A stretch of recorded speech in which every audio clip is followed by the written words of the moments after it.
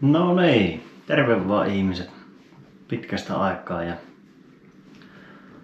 niinku videon nimestä näkyy, niin taas on pikkusen erilainen video mitä normaalisesti tämmönen jutusteluvideo on ja ei nyt mikään helppo aihe oo. Kyllä meikäläiselle tämä puhua intiimi aihe, vaikea aihe, mutta koska tämä vaikuttaa tähän meikäläisen elämään ja videotuotantoon, niin kyllä mä ajattelin kuitenkin tästä sitten nyt vähän kertoa. Elikkä niin kuin videosta nimestä näkee, niin olen sairastunut tai saanut noin puoli vuotta sitten kroonisen taudin, itselle sairauden, ja se vaikuttaa aika paljon tähän meikäläisen elämään sitten, niin mä ajattelin, että siitä pikkusen kroisin.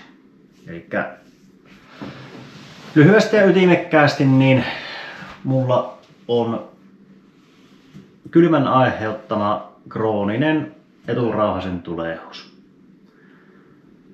Ja se on kyllä yksi piru taudiksi, on kyllä niinku myönnettävä. Lyhyesti ja ytimekkäästi minun taudinkuvan oireet alkoi viime marraskuussa ja marraskuun lopulla, ja sitä ensinnä hoidettiin umpisuolen tulehduksena tai alakamana.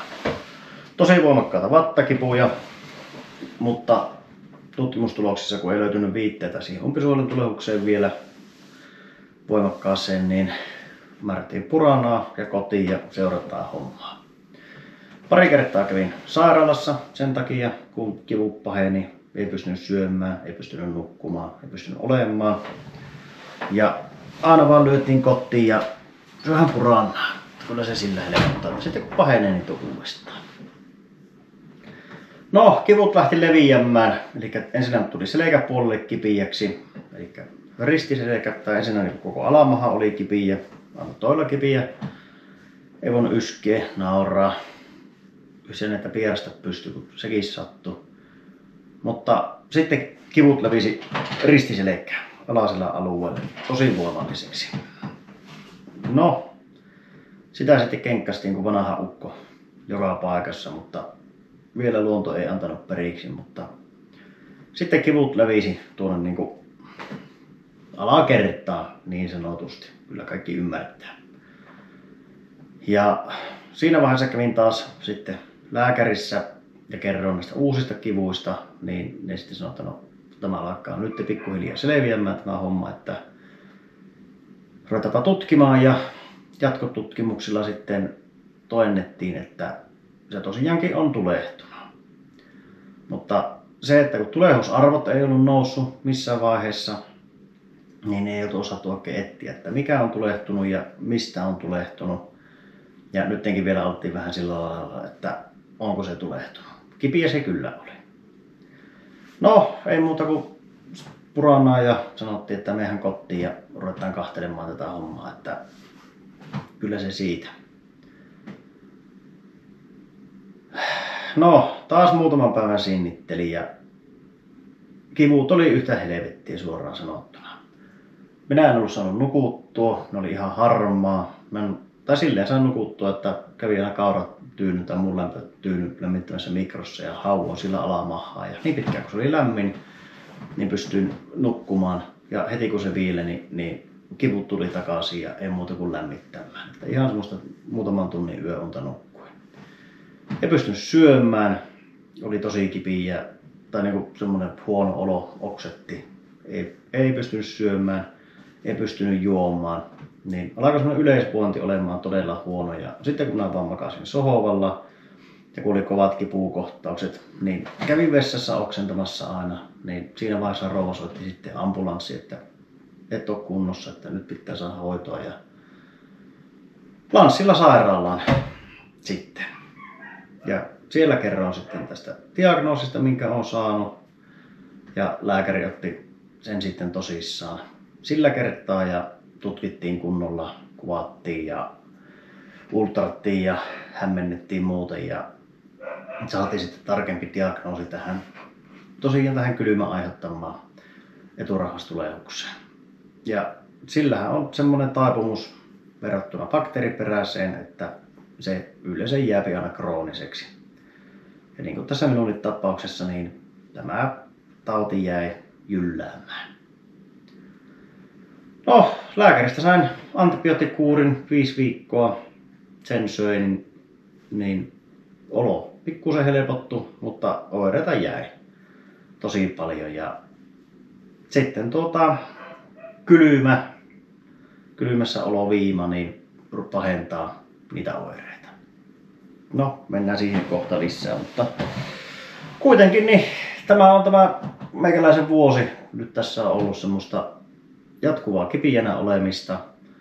Antibioottikuureja nyt en ole syönyt toista, kun ei ole niin pahat oireet, mutta koko ajan on semmoinen niin ristiselkä on välillä tosi kipiä. Ja välillä kun koko ajan maha on semmoinen niin kuin joku rystysillä tällä lailla pyörittelee ja muljuttasi alamahaa. Semmoinen hirveä epämukavuus on ihan koko ajan. Ja siihenpä ei oikein mikään auta. No, on niitä semmoisia lääkkeitä, mitkä auttaa vaan sitten ei ole minkään tekijäksi. Että jos jonkunnäköistä roppia on ollut antibioottia ja hermokipulääkettä ja muuta, mutta ne ei ne vaan taho auttaa. Tai sitten jos se auttaa, niin se sitten aiheuttaa niin pahoja sivuvaikutuksia, että se nyt on sama, että onko kipiä vai eikö saa nukuttua vai oksettaako koko ajan vai mikä siinä on. Vähän semmoista kauhun tasapainoa, että minkälaisen, onko paha olo vai kivu vai mitä sitä sille päivälle olisi tarjolla. Ja sitä on riittänyt tätä vaivaa, että kesä meni ihan mukavasti, kun oli hellekesä, mutta nyt sitten syksy kun on taas saapunut, niin on ollut melko tuskasta tässä. Ja niin kuin mainitsin tuossa kylmähommasta, niin kylmähän se on tosiaan semmoinen, mikä laukaisee nyt tämän meikäläisen taudin pahimmoille, että tuuli, viima, kylmä, märkä. Jos itteni altistan, niin tietää kyllä, että kohta saapi purana purkille olla menossa, että tuskaa on tulossa. Ja juurikin tämä on sitten se, mikä niin kuin vaikeuttaa tätä meikäläisen elämää. Että inhottavaa on myöntää, mutta nyt joutuu niin kuin myöntämään se oma heikkoutensa, että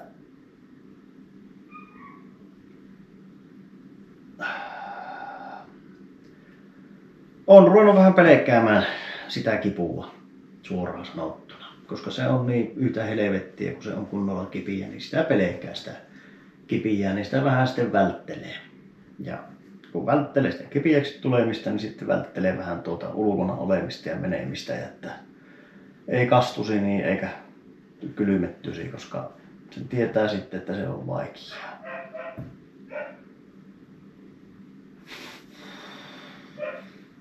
Onneksi maailmassa on semmoisia kamppeita ja varusteita ja välineitä ja vaatteita, että kyllä tässä vielä metässä pystytään yötä olemaan ja maastossa olemaan.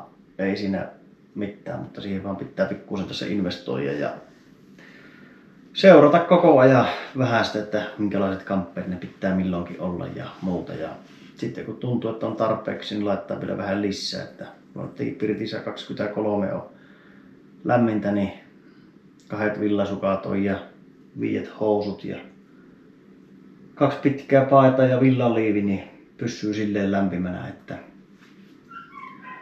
ei kippeydy, vaan tuossa kävin muutaman tunnin virveliä heittämässä aamusta, niin kaiken tämän muun päälle pynttävy, niin toppahousut ja toppatakki piti olla päällä, että ei vaan sitä kylmää pääse tulemaan. Mutta se on vähän semmoinen, että pikkusen hiastaa tätä meikäläisen harrastuksia, luonnossa liikkumista, olemista, että ei ihan joka paikkaa uskalla ja pysty mennä ja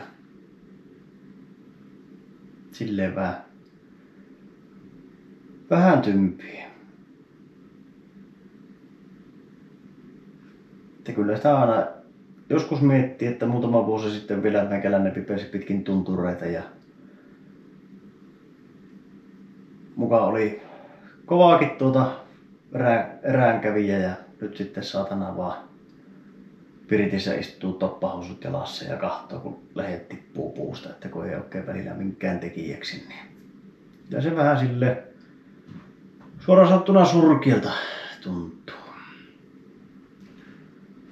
Mutta ei tässä auta jää makkaamaan, että tosiaan niin kuin sanoin, niin tämä ei ole este, vaan tämä on hiaste. Että tämän kanssa on vaan pakko nyt ruveta opettelemaan elämää, että pitää vaan raakasti hommata julmasti kamppeita lisää ja parempia varusteita ja muita, että pystyy näitä omia harrastuksia jatkamaan ja opetella tämän tauin kanssa elämään ja olemaan. Mutta se tietää vielä monta vaivaa ja kipiätä päivää ja kipiätä yötä, mutta kyllä mä uskon, että tämä tästä.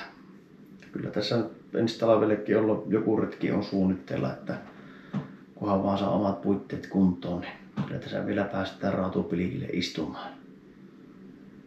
istumaan kuitenkin. Mutta tällä hetkellä kyllä se niin viime keväänä tuntui melko vaikealta kaikkia. Koko kesä ja syksy on tuntunut nyt vaikealta. Ja se haltin reissukin, mikä tehtiin poikan kanssa, niin kyllähän se oli kipiä reissu, että kyllä se meni melko kovilla kipulääkkeellä, niin sai suoritettua, että ei pysy toimintakuntoisena. Ei malttanut heittää tekemättä sitä, kun niin paljon oli siihen käyttänyt aikaa ja rahaa ja suunnitellut sitä. Se oli pakko tehdä. Ja hyvä reissu, ei siinä mitään. Tosi hyvä reissu. Mutta, kyllähän tämä tästä. Välillä pitää vaan saada purkaa sitä omaa oloa ja antaa teidän tietää, että missä mennään ja missä ollaan. Mutta kyllä tässä nyt pitää näissä videohommissa aktivoitua, vaan se on suoraan saatana surkia olo ja semmoinen itsessään rypy on välillä aina. Niin ei sitten jaksa ja ei halua, että se on vaan niin helppo maata siinä sohopalla pöröhtyttää peiton alle ja miettiä kurjuutta. Pitäisi vaan tarttua härkää sarvista kiinni ja ruveta touhuamaan. Ja pieni askelin tässä nyt ruvetaan tätä omaa elämää ja touhua parantamaan. Mutta pitääköhän työ ihmiset, miespuoliset ainakin, niin pitkiä kalsareita vaan surutta. Että minä sanon kyllä jo kokemusasiantuntijan roolissa, että työ ette tämmöistä halua tätä vaivaa itselleni. Ja tältä pystyy suojautumaan, kun ette palelluta munia ja perisettä koko aikaa. Niin. Pitäkää housuja jalassa ihan julmasti, niin ette saa tämmöistä vaivaa itsellenne. Vähän oli sekavaa höpötystä. Minä kerron tästä vaikka joskus paremmin, mutta tiivistetysti krooninen vaiva, en parane koskaan, helvetin kipiä, ei ole mukavaa. Vähän meinaa rajoittaa, mutta ei pitäisi antaa rajoittaa. Kyllä tämä tästä. Siinäpä se oli tiivistetysti. Minä rupean nyt teen juontiin niin relottamaan tuossa sohvalla sitten. Tai kyllä mä tämä editoin heti samaan tien, että pitäisi tämän verran miehistyä. Heippa!